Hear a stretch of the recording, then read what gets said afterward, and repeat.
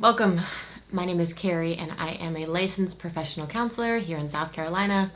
I'm also a mindfulness meditation teacher, and that's more of the point of these videos today. I've recently published a book called Silence is Skillful, and that's what I'm here to teach. The fact that silence is in fact a skill worth practicing.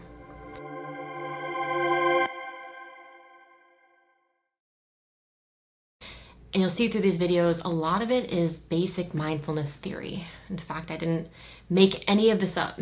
If any of the wording I use is unique, it's simply because I'm seeking a way to express this in a way that's accessible, in a way that relates to modern life. But again, these practices themselves have been long established, specifically in the brand of mindfulness.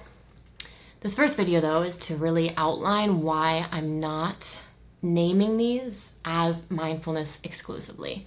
I am naming the skills that I'm teaching silence skills, and that's for three primary reasons. The first reason that I'm choosing to not speak directly to mindfulness and instead speak to silence as a skill set is that silence really does have a bad reputation. In a way that mindfulness, it's hard to pinpoint. If you talk about mindfulness with people, they'll say, yeah, that sounds great. I do want to be more present. I do want to be more calm.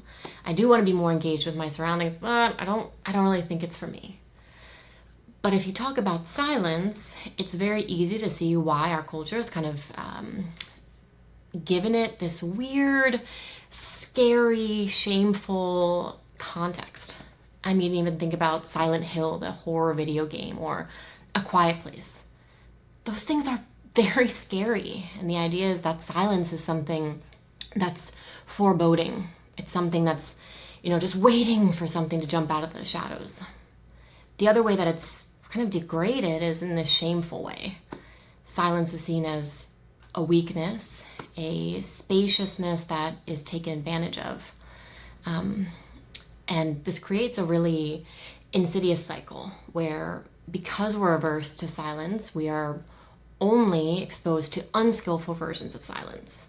And this is the kind of silence that's repressive or stifling. It's kind of that dead space.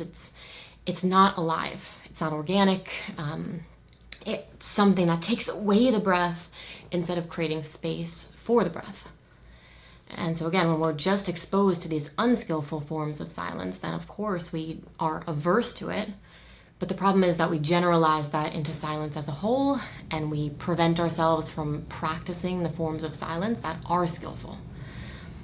And so that's reason one that I'm kind of shifting away from mindfulness, which is, most people would agree mindfulness is good, and speaking specifically to silence, because I want to be able to differentiate where we've kind of generalized unskillful silence to speak for the whole category, and reclaim it as something that, when done skillfully, is actually a refuge and a deep support.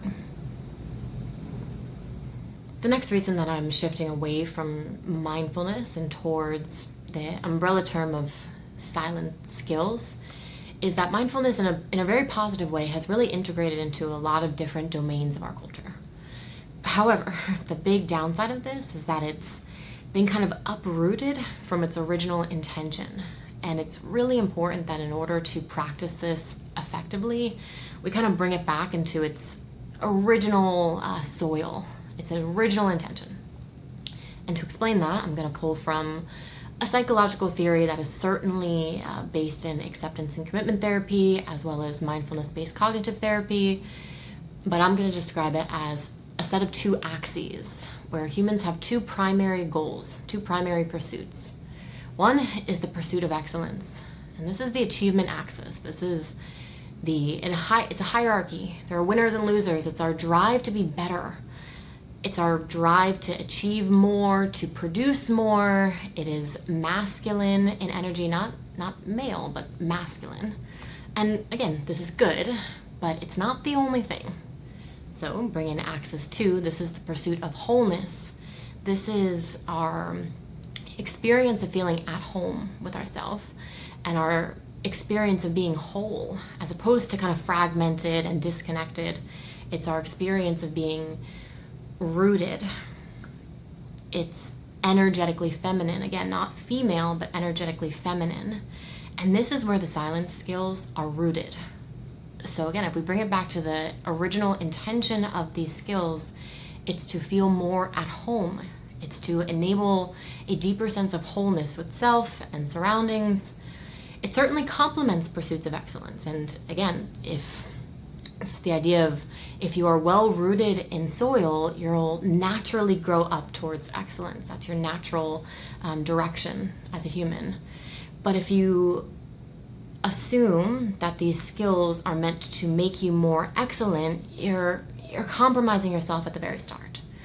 So again, I'm shifting away from mindfulness, which is integrated into athletics and careers, because it has this tendency to be laced in the excellence pursuits, and instead focusing on the silence skills and emphasizing that the point, the foundational intention of these practices is one that supports your pursuit of wholeness. And so the final reason that I'm shifting away from mindfulness into this more umbrella term of silence skills is that when people think about mindfulness, they of course think kind of about a formal mindfulness meditation. That's certainly going to be relevant here, but it compartmentalizes the application of these skills in a way that I want to kind of broaden. And then two, when people think about mindfulness, they do think about presence and they think about ease, which you'll hear are two fundamental skills of skillful silence. But when we apply the silence skills to our lives, it's more about a lens of that which is not. And so let me be more clear about that. When we apply the silence skills to our lives, it's about engaging through a domain instead of form, instead of action. We're engaging with spaciousness. We're engaging with non-action. So the silence skills are varied in that way, not because they're deeply unique, just because silence as a kind of emptiness, as an organic emptiness, meets different aspects of form differently. So here are some examples. Silence, of course, is the spaciousness, the emptiness around sound. And we could apply that to our external worlds as well as our internal worlds. I mean, as a professional counselor, people strongly struggle with just the noisiness of their internal world. And internal silence as a skill that you can develop genuinely gives you space. It gives you a reprieve. Secondly, it's an application of stillness. So again, stillness is the lack of motion. It's not this staticness. It's not a kind of frozen stillness, but it's the ability to find ease and rest amidst a life that's naturally active and engaged. Another application of silence skill is humility, or I'll refer to it a lot as nobodiness. And again, nobodiness is this kind of engagement with an area of self, an area of who you are, around what you are not. So there's real utility in the development of positive ego, in the development of a sense of self that's active and formed. But silence skills give you the, again, I want to say refuge, this resting spot to be a nobody, to be insignificant, and to see that as deeply healing, not as a something derogatory. And then lastly, again, there's this pillar of silence skills that has to do with non-action or even purposeful limitation. We might think about this as containment, kind of where the edges are. And this, again, is something that is deeply useful in understanding things like where you can conserve your energy, understanding where is not in your control, understanding how to engage focus and purpose. But again, silence skill here is knowing where the edges are, knowing where the stop signs are. So that's kind of my third reason for not branding this as strictly mindfulness, because it gives us the space to talk about the different applications of the silence skills in different forms of our life. And so that's why I'm bringing these videos to life, is to advocate for silence as a skill, as a tool that can be practiced at a deeply neurological level. I mean, yes, there's something about these practices that's kind of deeply spiritual or philosophical or kind of beyond words, and they are baked into your brain. As you practice them, your mind, your neurons grow in that direction, and you become more adept at accessing them. And so I'm here to be a silence advocate, not really an expert. In a few more decades of practice, I'll maybe consider myself an expert. But if you're looking for a silence expert, please go to the individuals that have been practicing for decades and decades and decades.